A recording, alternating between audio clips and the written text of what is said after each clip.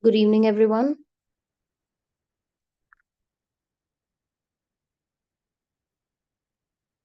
Hey, good evening, ladies and gentlemen. This is Srivatsa here.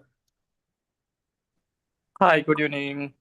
Hi, good Hi, evening. Mr. Srivatsa. Good evening. Thank you so much for taking out the time to speak to our students, and a warm welcome from the Win in Life Academy community. We shall start the session. And students, I would like to take this moment to introduce our mentor. I would use the word mentor rather than the speaker because he comes with an extensive and enterprising experience. And we shall start. So, good evening, all. And I would like to invite Mr. Ramarao, and he comes with extensive and enterprising experience with over 25 years in the field of uh, cybersecurity, and especially in from the banking and financial service sector. Currently, he's the vice president and Cisco at NPXTX, and he leads the critical security strategies to protect digital banking systems with a career spanning over 2 decades with top roles in organizations like Standard Chartered Bank, Wipro, HCL Technologies. He brings a deep expertise in the cyber risk, cloud security, and incident response, and the other specified and allied domains. And also, I would like to mention as a mentor, he's passionate about guiding students and young professionals, sharing the real world insights and helping them grow in the fast changing world of the cybersecurity. And his experience and credentials are CISM, CRISE, CDPSC, and Cisco. And it makes him a valuable, uh, or rather invaluable, guide for anyone looking to build a strong future ready career in the cyber security and allied domains. Thank you so much, sir, for gracing this podium today. And it's all yours. And students, I would request you all to please be handy with a lot of questions and make the most of this 1 hour that we have with us today. Thank you so much, sir. All yours. All right. Thank you. Thank you so much for the intro. Hello, everyone. Good evening to all of you. I'm honored to be here with all of you aspiring professionals and future defenders of the digital world. Today we deep dive into the most crucial, dynamic, and high impact career path of the 21st century, the cybersecurity, right? Well, I don't want to give more of an intro. My intro has already been shared. I'm currently the CISO with NPSTX. We are India's leading digital banking and payment solution. We support multiple banks and merchants with real-time money transfer and contribute to about 20 billion transactions annually through our interfaces. And I'm currently responsible for managing the critical infrastructure pertaining to all these transactions, right? Let's quickly get into what cybersecurity is, how did it get evolved, and what career options that we have within cybersecurity. I will also take this opportunity to talk a bit about some case studies which I've seen over the last few decades. Right, cybersecurity, right, is no more a niche IT function. If you see how this was a few years before, or probably a decade before, it used to be aligned under the IT function. So there was nothing called a cyber security about 10 to 15 years back. So it's a separate function under the IT. And it used to be a niche skill at that point in time. So how has it evolved from the late 2000s to 2025 now, right? At this point in time, it's more of a boardroom priority, a national agenda, and almost a personal necessity, right? Whether it's government, your corporations, or be it individuals, right? Everyone is a stakeholder in it. So feel free to, put up any questions that you may have. I will try to answer it to the best of my knowledge, right? Or if you want to specifically want to know anything within cybersecurity, or any specific queries, please feel free to put it up in the chat box. I'll try to answer them, right? So let's look at the evolution of cybersecurity, right? How did it evolve? from the analog to the digital. In the early 1990s, right, security was meant more of protecting your on-prem devices. What do you mean by on-prem devices? A server that is sitting within your organization, an endpoint that is sitting within your organization, a network device which is sitting within your organization. And then came in the internet boom, right? Followed by the e-commerce, your mobile revolution, your cloud computing, and now we talk about AI and IoT. So with the internet boom, we started protecting our websites, and followed by the e-commerce, your mobile revolution, we started protecting, the apps that were being developed on the mobile devices. With cloud computing, we started, protecting the cloud environment, and now we're working towards protecting the AI systems, right? I'm sure everybody are aware about it, right? So with this digital evolution, what has happened, this has also opened up the attack surface. The cyber criminals, this particular attack surface has given a big opportunity for the cyber criminals, right? And with this attack surface coming in, there are a lot of vulnerabilities which is being made use by these cyber criminals, right?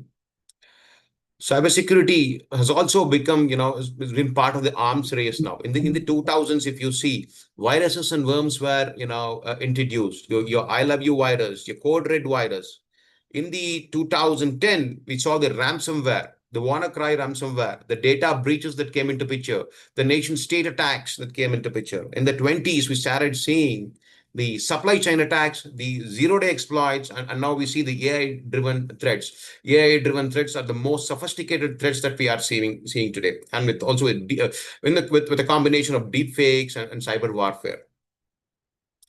So the cybersecurity has evolved, more from a technical afterthought to a strategic necessity, I would say. Right?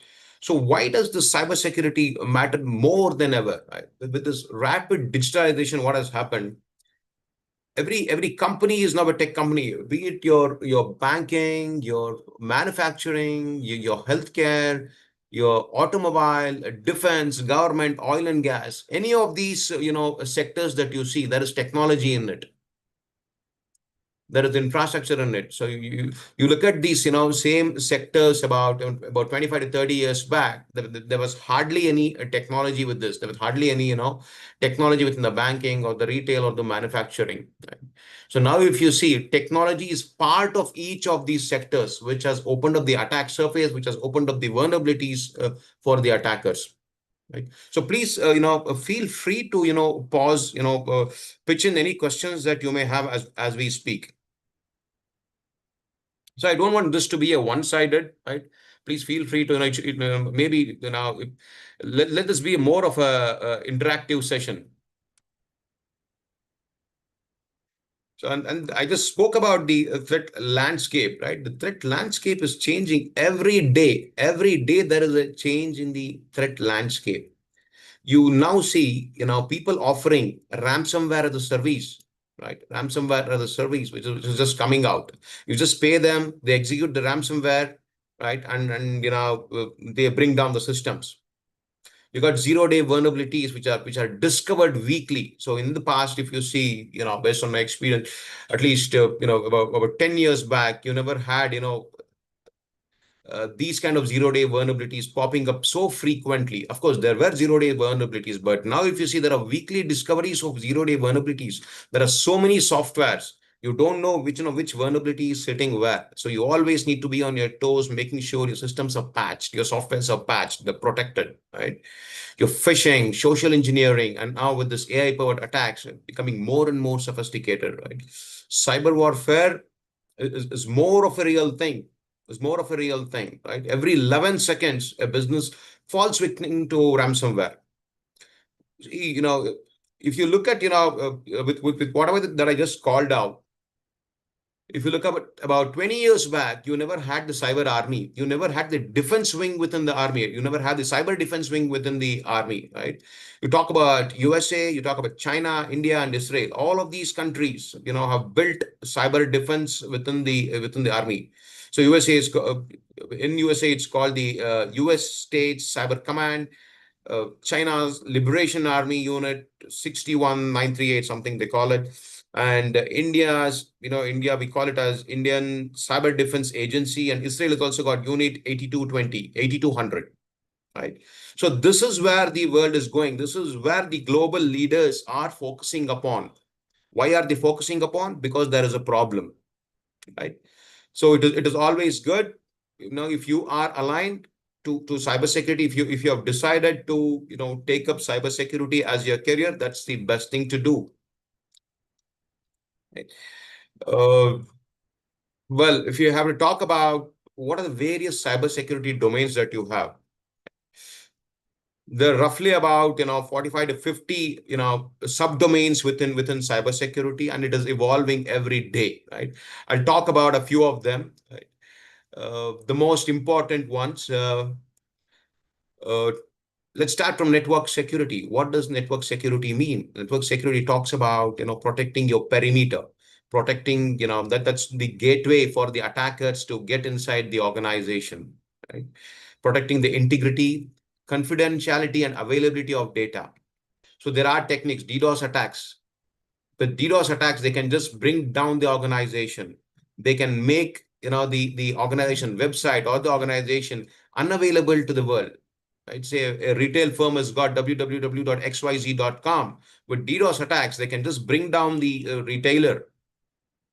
So these are the kind of attacks that we see, right? Unauthorized access, DDoS attacks, and what's the impact? Downtime, financial losses, and a huge reputational damage. So how can you protect your network infrastructure?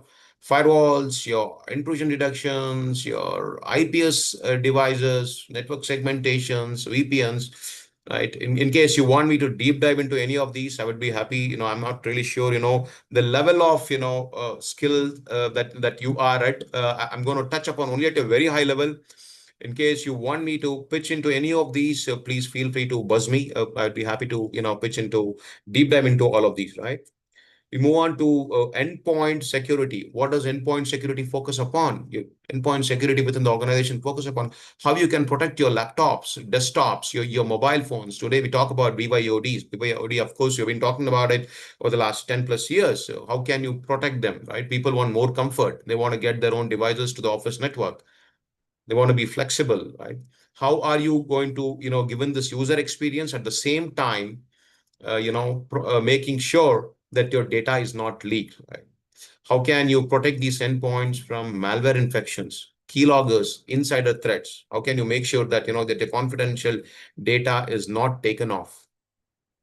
What's the impact around this? Credential theft, data exfiltration. People can actually bring in anything, plug in your mass devices and take out the data.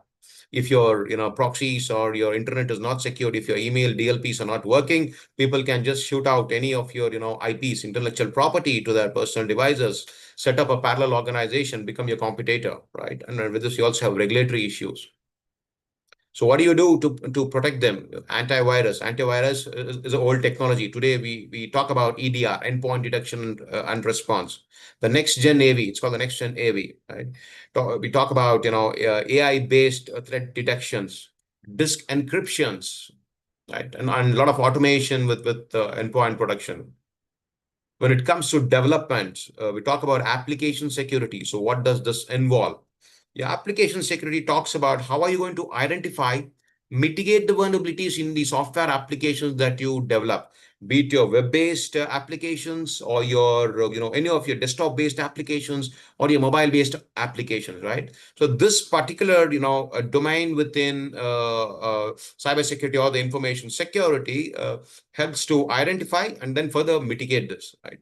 So what are the common type of attacks that you see with in case you are not use the right level of configurations on your software, right? You can see SQL injection attacks, cross-site scriptings, broken authentications, which may lead to data loss, business disruption, right? There are a lot of techniques that we use within the industry. We use something called as WAF, web application firewalls, code reviews, SAST dash tools.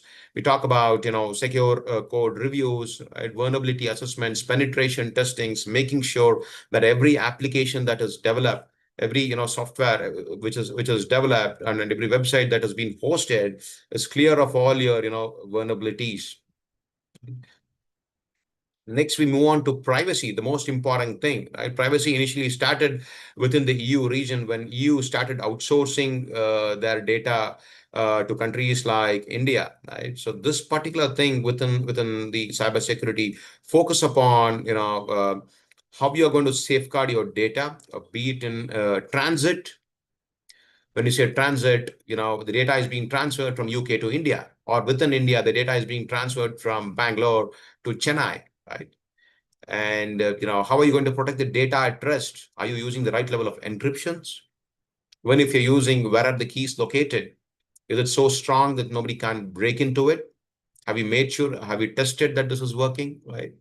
So all of these will need to be checked, right? How are you going to prevent this from unauthorized access? You have the best of the technology, but if you don't have the right level of tools or right level of process in place, it will still break the system. Right? I'll talk about one of the case study from 2017, which talks about this particular access management, which actually led to a major outbreak, right? So this data privacy also addresses compliance and privacy. There are stringent laws. The stringent laws globally, especially started from the EU, and we also within India we have the draft privacy bill. I'm not sure how many of you are aware with the DPDPA, Data Privacy Protection Act. So the act is in the draft stage. It should be out anytime soon. Right? So, and there are, hefty, fines for organizations, who are not complying to this. You talk about Google, you talk about Facebook, everybody have paid, hefty fines in the EU region. EU region especially have the EU GDPR, which has very stringent guidelines around data privacy, right? Uh, Cloud security is another important thing, within cyber security. What does this talk about? So, with all these, digital transformation that is happening from your on-prem to cloud, all of your data started moving in from your on-prem to the cloud. All, it's most cost effective, right? It's going to cost, a hefty amount if you have to put up these servers and maintain it within your office premises. If you move into a cloud, right, it gives a lot of flexibility and it saves a lot of, dollars for you, right? So cloud security addresses the security challenges that is introduced by storing your data and running your applications in the cloud environment like your AWS or your Azure or the Google Cloud. You also have Oracle Cloud, yeah. So this focuses upon how you're going to secure your configurations, how you're going to secure your workloads, identify and access the shared response. So what happens in cloud is it just not one customer. You'll have hundreds of customers who are sitting on the cloud, right? So that's where your security becomes very, very crucial, right? So talking about risks in cloud security, we look at misconfigurations, data leaks, unauthorized access, and what's the impact around this, right? Compliance violation. You have stringent regulations around compliance, especially on the cloud. Sensitive data exposures and business disruption, right? So you have, a lot of technologies in place to prevent these. So you have the cloud security posture management, you've got identity and access management policies, encryptions, workload isolation, but there's a lot of stuff, right? But the skill set around cloud security, the vast gap in between what the industry wants and what skill set that we have within the industry. This is still a niche area, I would say, right? We talk about identity and access management. With cloud security coming in, your identity and access management become very, very, very crucial, right? Who's going to access which environment? What type of access that they have? Do they have a privileged access? Does the administrator or the person who is logging in, is that a role-based access enabled so that he access only the production environment and not the dev environment, right? Is he going to access only those particular files which he's supposed to access? And even if he's accessing, is he only able to read it or is he able to even delete it, right? Or if he's deleted it, do you have technologies in place to identify this was the individual who actually did that? Right? So your IAM, identity and access management, or this particular role, right, manages these particular accesses within the cloud environment, be it application or the cloud, right? It ensures the right user is having the right level of access to access, the right level of resource at the right time. So the technology enables you. So today the technology is so evolved that, your access is only enabled at that particular time. Your change request is set up. Say, for example, at 10 p.m. tonight, there's a critical change that is required to be executed at 10 p.m. tonight. Your access will be enabled only at that hour. Your password will be known only at that hour, and your entire session will be recorded. So this is a technology that we have. This is what the regulators are demanding today, be it RBI or the NPCI, right? This is the kind of technology that they're demanding. This is what they want organizations, this is what they want the banks to comply with. So it's getting tougher and tougher as the threat landscape is expanding, as the vulnerabilities are growing. The regulators are getting scrutinizing, the tightening, with all these technologies. So what's the risk over here? Compromised credentials, privilege misuse, unauthorized access, the impact of this unauthorized access, internal frauds, data tampering. I've personally seen cases where, a particular individual, based on certain grudge that he had. So this individual on a particular day in that year, he used to go and he used to delete the data. Not now, but I think it was several years before.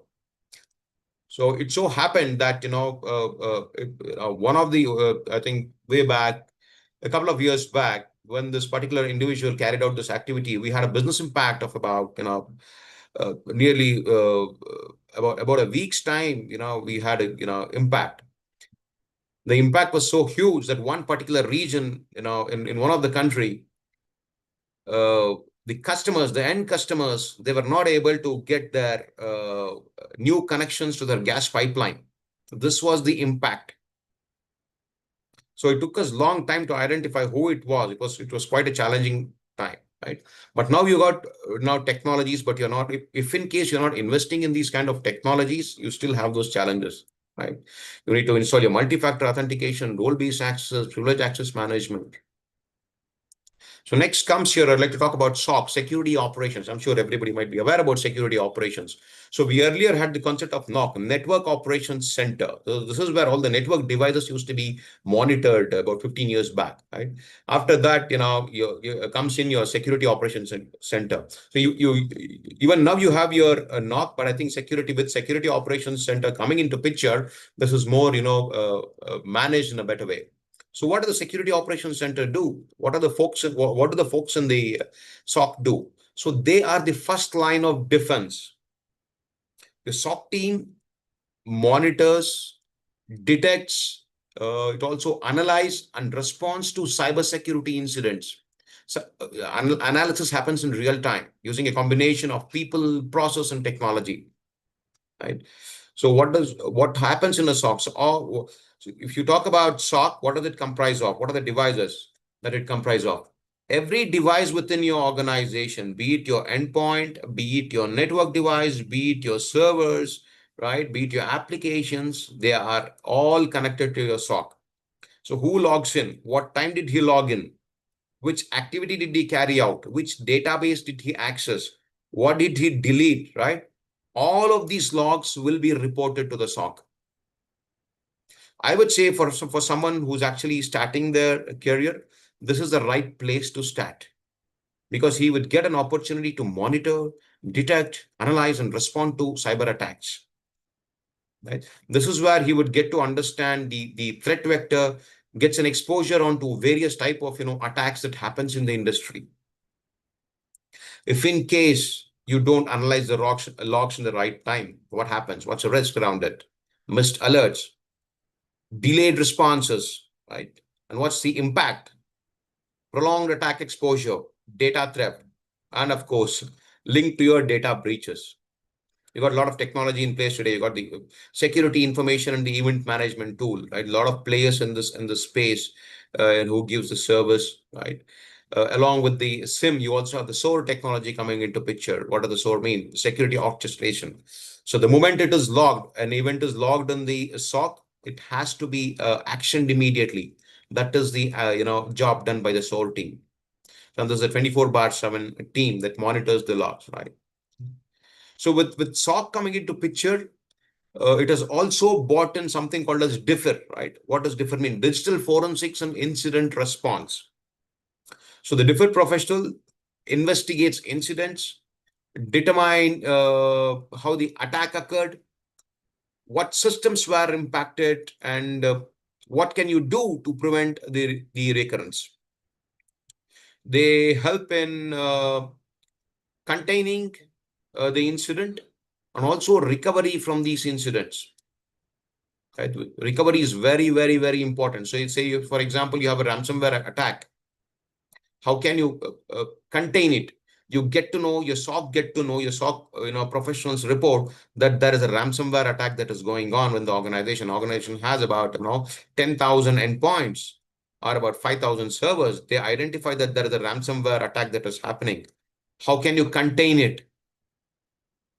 So this particular job is done by your DIFR team, digital forensics and incident response.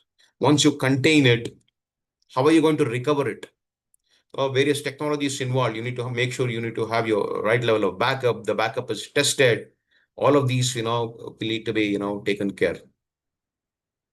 So this differ is slightly, an advanced skill set. I would say one need to spend a considerable amount of time in understanding how the SOC operates, and further, can take up, can get into differ if they're interested. Okay. So you have everything in place. You have your SOC, you have your SOAR, you have got your network security, you got your endpoint security, you got your email security, everything in place. But how are you going to, govern this? So this is where your GRC domain comes into picture: governance, risk, and compliance, right? What is your organization's policy in terms of managing these devices? It sets a framework. Today, you got a lot of global framework from ISO 27001 standards to NIST standards, right? Uh, you simply need to follow these standards. These are the global, approved standards. One of the best, I would say. It covers, it holistically covers all of the cybersecurity domains, right? So the GRC ensures that the organization aligns the security strategies with the business goals, right? So your business goal, if you're into the banking industry, you need to adhere to the PCI DSS standards. If you are into the healthcare industry, you need to align to the HIPAA standards. So different industries have got, different standard. If you're into automotive or if you're into any kind of manufacturing, you have the SCADA standards, right?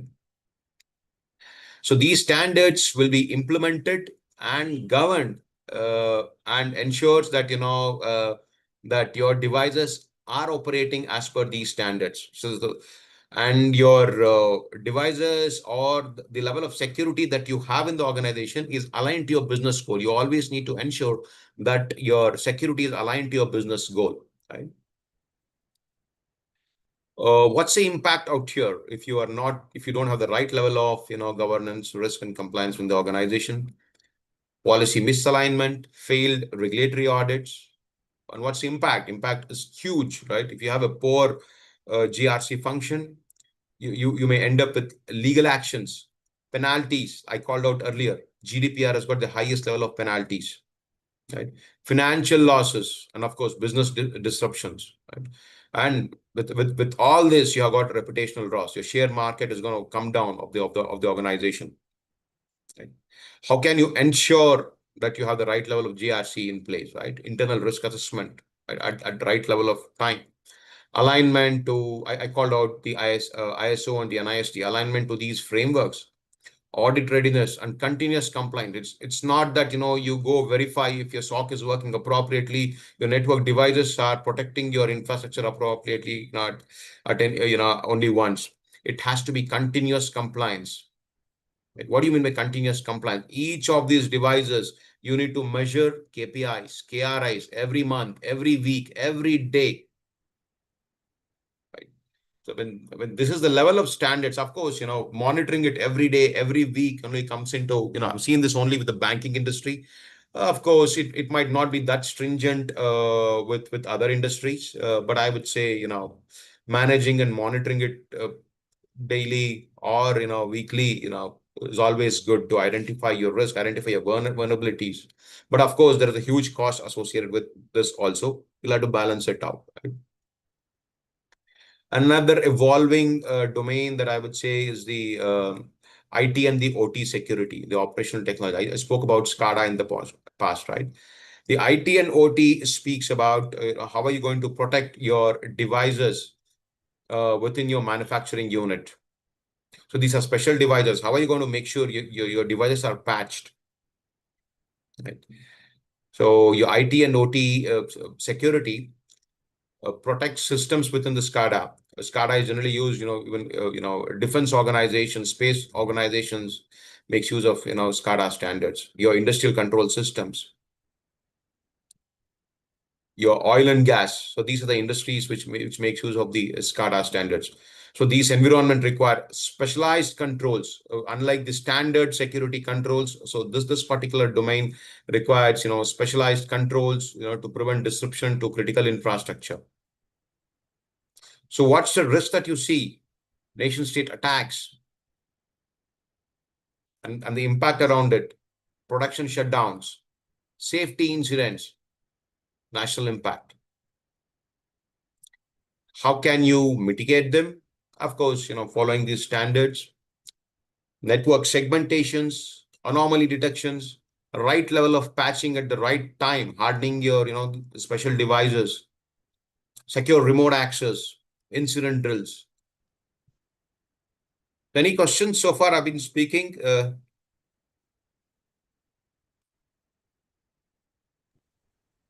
All right.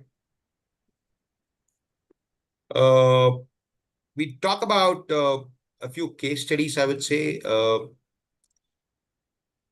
Some of those which have actually, Requesting you all to sorry. please ask questions.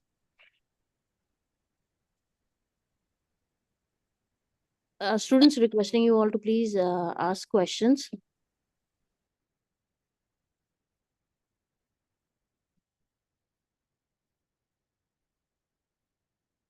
You can actually, I see something coming in from Nilesh.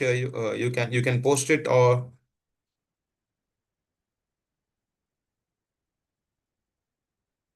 Okay, not able to unmute. Somebody's got a challenge there.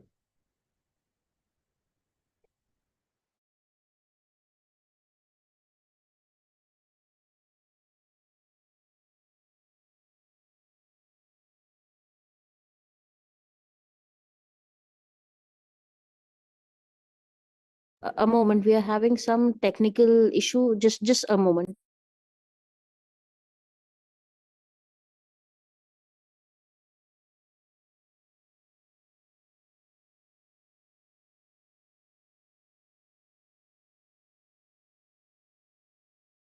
I think you can all unmute yourself. Uh, Yes, Hello. yes. Please go ahead. Ask the questions. Yeah. Hi. Firstly, good evening, sir. This side Apurva. Am I audible?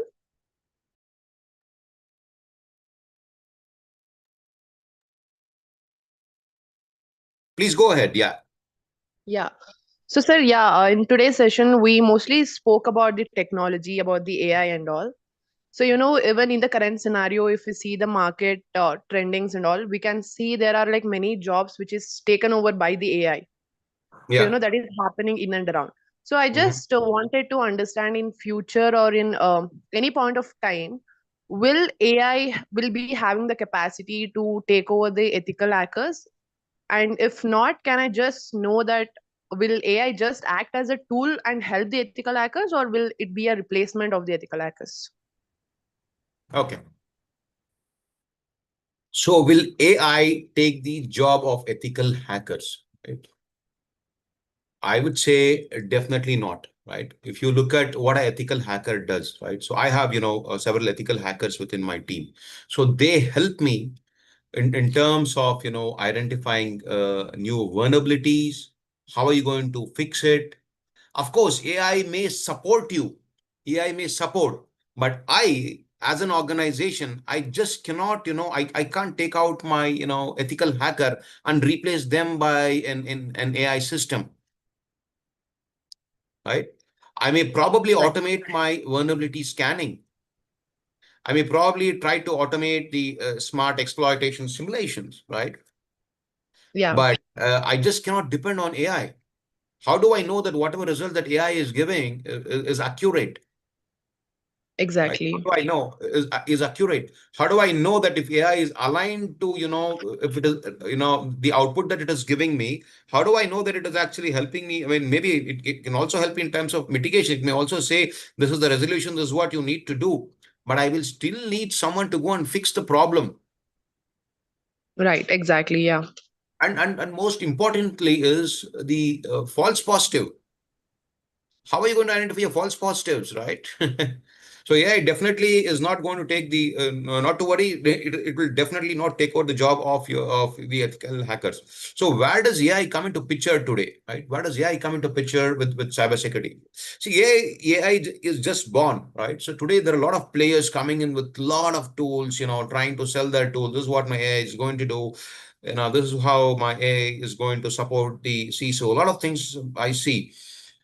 But I would say it is still the beginning, and it will take quite a lot of time for the industry to mature. If I have to invest in an AI-based tool, today everybody, every tool that we talk about says, okay, mine is an AI-based tool.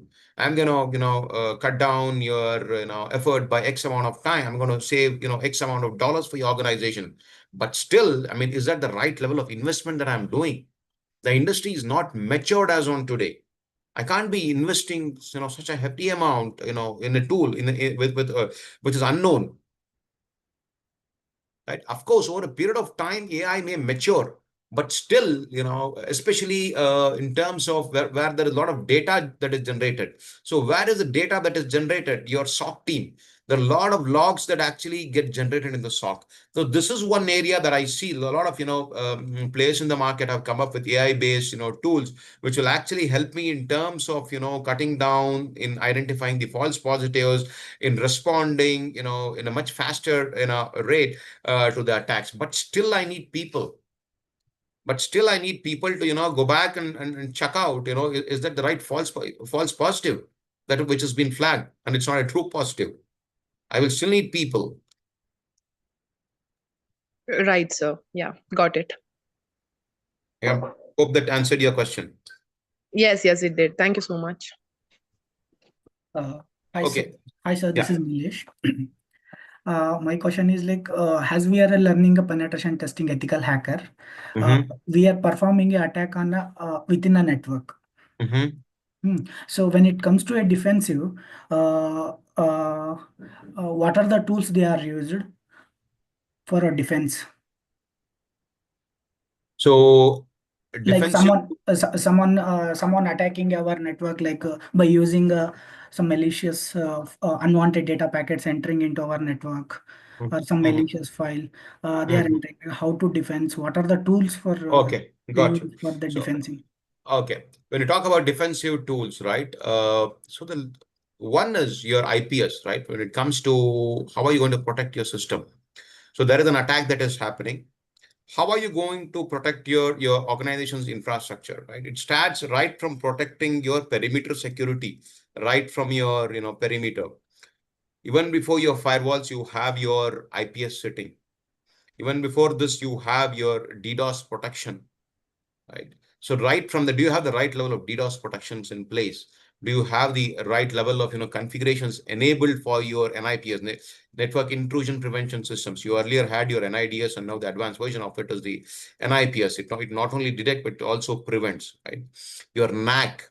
If you're not enabled NAC, network access control, it's quite dangerous. So you talk about network at the network level. Further again, at the endpoint level, do you have the right level of EDR? EDR, you have got Kaspersky, you've got CloudStrike, you got Symantec, right? A lot of, Bitdefender, a lot of, players today who actually, give the service, right? It detects, removes malicious files, and, and also, it isolates. When it say removes, it isolates the files, the EDR, right? Your MDM, right? What does an MDM do? uh, your MDM gives you the flexibility, it gives you a greater flexibility on how you can actually manage, monitor, control your endpoints. Microsoft has got Intune, VMware Workspace, 42 Gear, So all of these, tools enforces security policies on your endpoints, be it your, laptops, desktops, your mobile devices, right? So this is on your endpoints. Within the, I'm sorry, I just missed out on this, right? Within your perimeter, you got your web application firewall, WAF. Your WAF, if you got a poorly configured WAF, right, it's as good as opening all your gates. You got, whatever, security that you may have, but if you have a poorly configured WAF, you're just opening your gates for for the attackers. Cloudflare gives your WAF. You got AWS WAF. You got Imperva, right? What does the WAF do? It protects your webs from OAS top 10 threats. I spoke about DDoS earlier. Akamai gives your, DDoS protection. Cloudflare gives, right? You got what else? Airborne networks. It gives DDoS protection. It detects, mitigates volumetric attacks, volumetric and protocol-based DDoS attacks. Then and again, DNS security.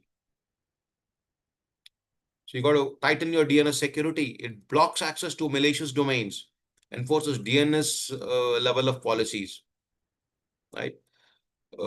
Single sign-on. I spoke about IAM in the past. Okta, Azure AD, Ping Identity. All of these players gives you, single sign-on. Multi-factor authentication, DO security, Google Authenticator, Microsoft Authenticator. And of course, your privileged access management, CyberArk, Beyond Trust. Hope that answers your question. So with this, all these are automated tools. yes, all these are automated. So when you say automated, it's not 100% automated, right? So each of these have got, different things to play. Each of these have got different things to play, right? What does the single sign-on do? Yeah. It simplifies and secures your login across multiple systems. You don't need to have multiple passwords. You don't need to remember, you don't need to have multiple, authenticate against, say you got, in an organization, if you got, 10 different applications, you don't need to authenticate to each of the 10 different applications. Okay. So this is authenticate, this is automated in the back end, your multi-factor authentication, your privileged access management. Can we get any alert message when we malicious activity running on a network? Absolutely. Like buzzer. Yeah, sorry, please go ahead. No, same question. When network working on a malicious activity, can we get a buzzing thing, any alerts? Yeah, you only get alerts. Say, for example, you have a server device. This server, has got your critical applications, web server, whatever, right? But if the server is not configured to your SOC, Okay. if the server is not configured to your SOC, there is an attacker who is sitting on your server. There is data exfiltration that is happening. That is, he is exfiltrating all the data from the server. You will only get to the SOC. That's where I spoke about threat detection and monitoring.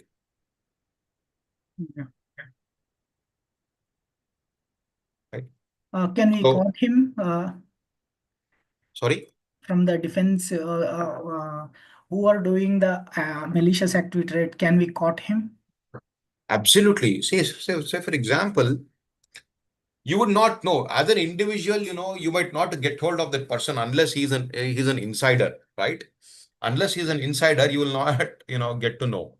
But as an, outsider, so this guy will be sitting somewhere in Israel, sitting somewhere, in the US, somewhere, in any part of the globe, but you would have got into your network. All that what you could do is try to get this guy out or try to secure your network even before getting this guy out. So we have something called as honeypots. So what does a honeypot do? They'll put honeypot is nothing but for hacker what is using which tool is using for hacking we can find by using that honeypot. Your honeypot, what does it do? It actually, reroutes the hacker.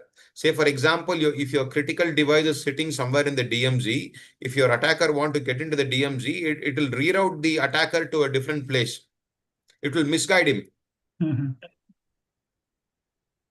It's going to misguide him. So there are a lot of, data security tools as well. I mean, your DLP tools, your encryption tools, your database securities. Today, I think, we got database access monitoring tool. It's called the DAM tool. IBM Guardian gives this, service. You got file integrity monitors. If the configuration is changed, right, this particular tool is going to alert. Today, we have got systems in place where we have installed this file integrity monitors on your system. If the configuration of a particular file is changed, it is going to trigger an alert. So this alert will again trigger, another alert to my SOC. My SOC is going to look at this, and the SOC is going to trigger, that's called the SOAR technology. It's going to trigger a ticket to the IT team and alert to them, letting them know that, hey, that there's some critical thing that is happening. If there's a database that is sitting, right, your banking transactions, your database is very, very critical for your banking transactions, where all your database is stored, where all your data is stored, right? It is stored in the database, where your card data is stored. It's stored in the database. How is it stored? All your 16-digit credit card number is stored in the, there are regulations for it. That's where your PCI DSS standards comes into picture. So if there is any change that is happening on the database, right? So there are logs. It is configured in such a way that if there is a privileged activity that is happening, like your DDL and your DML commands on your database, right?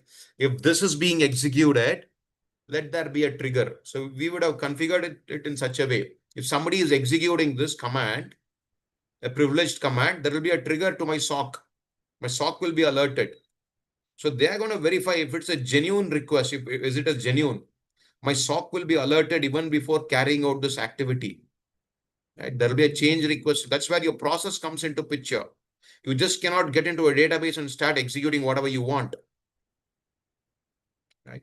That's where all your process, that's where I spoke about your GRC, governance, risk, and compliance. That's where this function will ensure that you have got the right level of process procedures implemented. Yes, thank you. Thank you so much. I would like, okay, I think we got just another 10 more minutes. I probably would like to touch upon, some of the, case studies out here. The first thing that the industry saw somewhere in 2013, I guess, this was the Target Corporation. I'm not sure how many of you are aware, right? How did it happen, right? The attackers gained access via a third-party HVAC vendor's stolen credential. So this guy was a HVAC vendor, a contractor. His stolen credentials, the attackers gained access to this.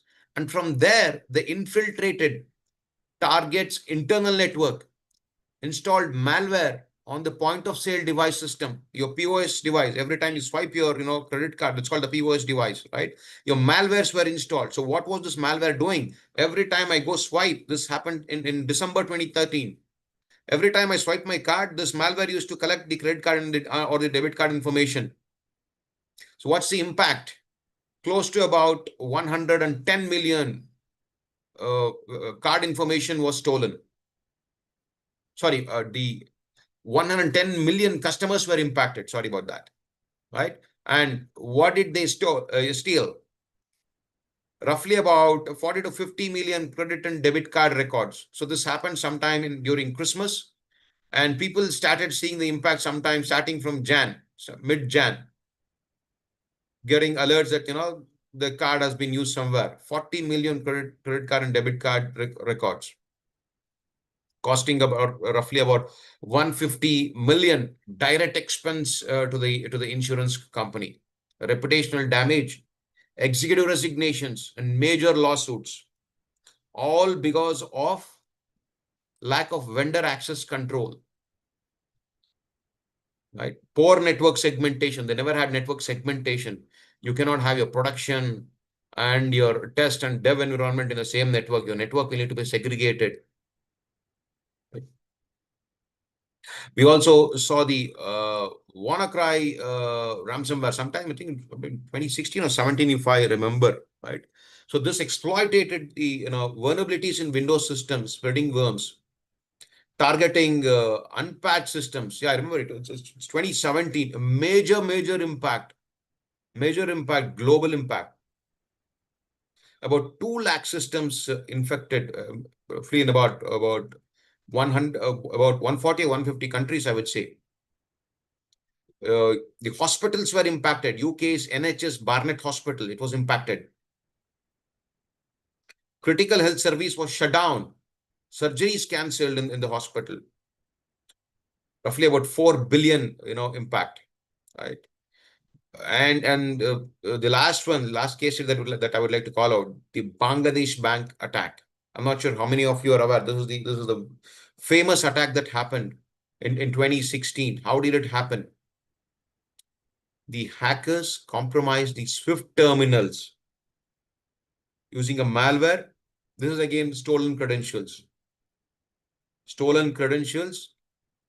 The attackers got into the organization from a $10 rented router from the US. So what's a SWIFT, right? SWIFT is the infrastructure which global banks use. It's called the Society for Worldwide Interbank Financial Telecommunication. It's a global messaging network used by banks, financial systems for all your transactions, interbank transfer. So what's the impact? About 81 million loss. It got into casinos globally, Philippines, China, a lot of other places. So the minister, one of the IT minister had to, resign.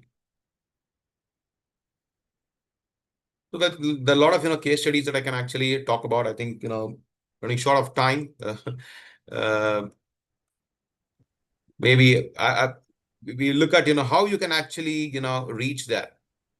So what's the talking about the skill set that is needed to get in there. I'd also like to call out the global skill shortage. I've been seeing this global skill shortage over the last 15 years. For the last 15 years, you've seen challenges. Organizations specifically, who are aligned to cybersecurity. These guys, I've seen organizations like Accenture, IBM, Cognizant, especially the service organization, paying specific bonuses for those aligned to the cybersecurity. Of course, it might not be there now. I'm talking about 10 years back. Right? According to Gartner, we need about 4 million cybersecurity professionals at this point in time. And India alone has about, close to about 5 lakh unfilled jobs in cybersecurity. And more than 80% of the organization reports skill shortage, over here. And this is your chance to enter this high demanding field. Rapid growth, I would say, rapid growth. I've seen rapid growth with individuals who are getting in here. And an excellent pay. Sorry for the interrupt. Sorry? I have one question. Yeah. What skill do company look for when hiring cybersecurity? Let me talk about it. Okay, for new graduates, yeah, your degrees, right? To Yes. BTech, CS, IT, for even the non-tech graduates, right? We've seen a lot of non-tech graduates also getting in because they've got a strong interest over here. Learn your basics. Learn how to protect your systems. Networking is the foundation. We earlier had CCNA security. I don't know what is it called now. Start from there. You don't need to invest in CCNA. You got a lot of videos on YouTube about networking. Start from basics. Networking is the basics. Networking, if you don't know your TCP IP, if you don't know DNS, I think it's going to be challenging. Right? Scripting, Python, Bash, security basics, be it threat modeling, CA trad, encryption, authentication.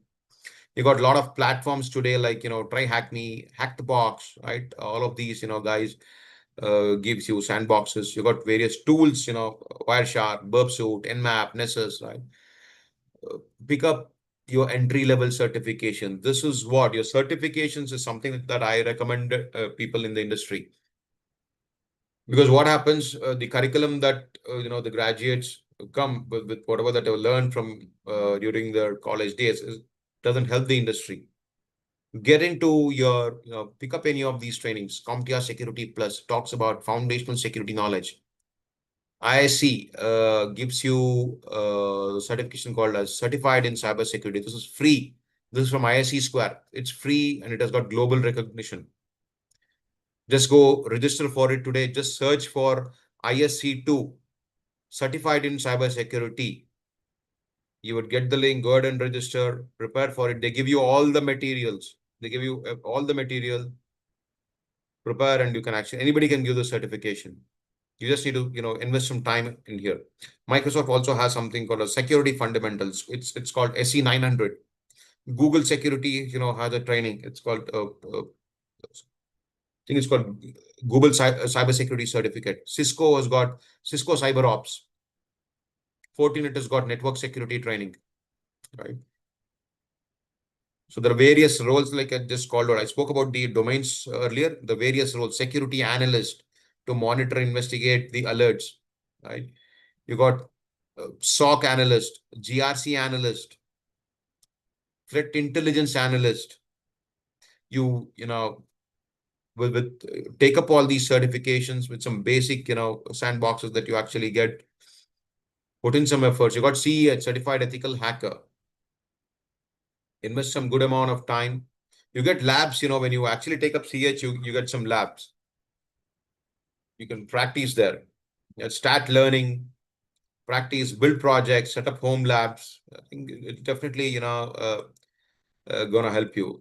Get certified. That's most important, right? You can join communities, right? A lot of, LinkedIn groups. There are a lot of Reddit groups. Start participating in these groups. A lot of discussion that happens. Attend conferences, NullCon, B-Side, Black Hat. Some of them are actually free. You can try to attend. A lot of, seminars do happen. A lot of, I've seen a lot of WhatsApp. I don't know how the other industry is actually connected, but at least with cybersecurity, I would say the world is connected. Right? The information security groups are actually connected. There are a lot of CISO groups on WhatsApp. A lot of, knowledge exchange that happens. Try to look for internships or any freelancing if you're not getting internship, right? So I would say cybersecurity is a purpose-driven career. You're not just protecting data, you're protecting lives, economies, and freedom in the digital world. And the best way to predict the future is to secure it. Okay. Is the programming language is required for a cybersecurity as a fresher? No, not needed. Not needed. You don't need. You don't need programming. If you know programming, it is actually, it may be helpful if you want to get into, your DevSecOps, right? If you want to get into DevSecOps, it may be helpful, but not necessary. You don't need to know programming. Okay, thank you. Yeah. So I think that's all I had, to speak today. Thank you for giving me this opportunity, and thank you for all the questions that you brought up. In case you still have any questions, I'm reachable on LinkedIn with my first name and last name that you see on the screen. If you can just search me, I'm there. Send me a request. Anybody wants, I'll be happy to mentor. I've been mentoring a lot of folks over the last several years in cybersecurity. Anybody looking for mentorship, any guidance, please feel free to buzz me.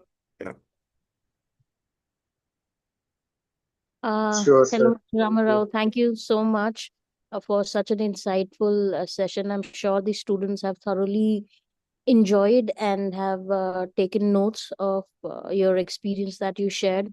And we would love to host you again in person when we are coming up with a podcast series. And we would be absolutely thrilled to meet you in person in a new facility.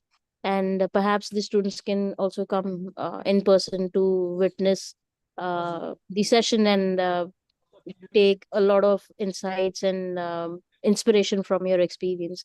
So thank you so much, and we look forward to hosting you all over again. And it would mean a lot to us. I mean, if you have any mentorship opportunity, and if you have something wherein it is under you, we would be privileged to send our students to.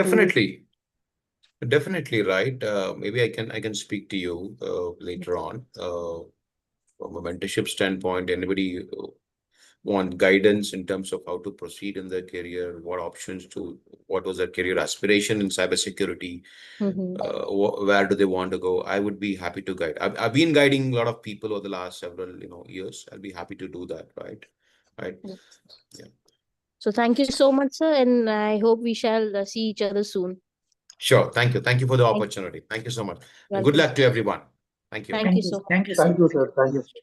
Thank you, students. You have been an Thank you so amazing much. audience. Thank you, ma'am. Bye. Bye. Thank you, ma'am. Bye.